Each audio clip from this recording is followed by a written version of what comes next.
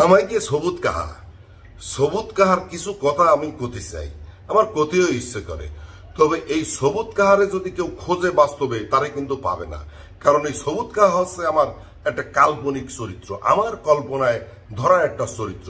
তবে এই সবুজ কাহারে হুবহু না পালিও সবুজ কাহার কাছাকাছি চরিত্র কিন্তু আমাকে চারপাশে খুঁজলি পাওয়া যাবে। তবে আমার এতে দোষ নেই, সবুজ কাহার নামে আসলে কিন্তু কেউ বাস্তবে নেই।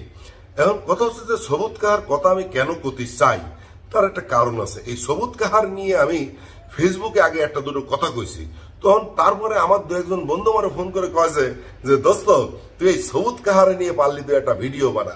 তো সেটা মেলা দিন আগের কথা। এখন আমি চিন্তা করলাম যে বানানো যায়, তার একটা কারণও আছে। কারণ এই সবুজ কাহারে নিয়ে মেলা যন্ত্রণায় আছি। তা আজকে একটু সবুজ কাহার সম্পর্কে একটা ধারণা দেব, তারপরে আস্তে আস্তে আমি সবুজ কাহার কিছু গল্প শুনে যাব।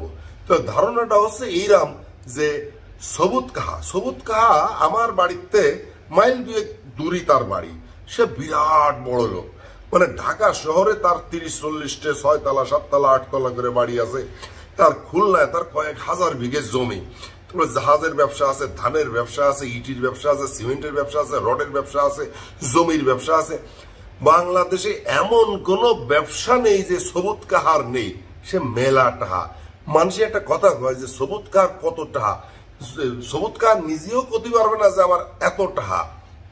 এখন কথা হচ্ছে যে সবুজ কাহা এত টাহার মালিক কে রে হয়েছে সেই ইতিহাস আমি পরে কব, কিন্তু তার আগে আমি আরেকটু কয়ে নি। তো এই সবুজ কাহা যে এত টাহার মালিক, কিন্তু দুনিয়ার পিসেস কারে কয়, ওই খুলনার ভাষায় কয় যে পিসেস, আর শুদ্ধ ভাষায় কয় পিসাস। তা আমি বললাম যে দুনিয়ার পিসেস। সে কিরাম পিসেস, মানে টাহার পিসেস। সে কিন্তু কাউরের নগদ টাহা দিয়ে সাহায্য করে না, কিন্তু ভাবটা এরাম যে সে এমন কাজ করতেছে যে মেলা লোক তার সাথে তার টাকা পয়সায় খাচ্ছে, তার টাকা দিয়ে তাকে জীবন যাপন চলতেছে, কিন্তু এইটা কিন্তু সত্যি না। একদিন এক সোয়াল ওই সবুজ কাহারে জিজ্ঞেস করছে যে ও কাহা, আপনি যে এত টাহার মালিক, তা কি রে হইলেন আপনি এত টাহার মালিক? আপনি বলে হাজার হাজার কোটি টাহার মালিক, সেই টাহা বলে গুনে শেষ করা যায় না।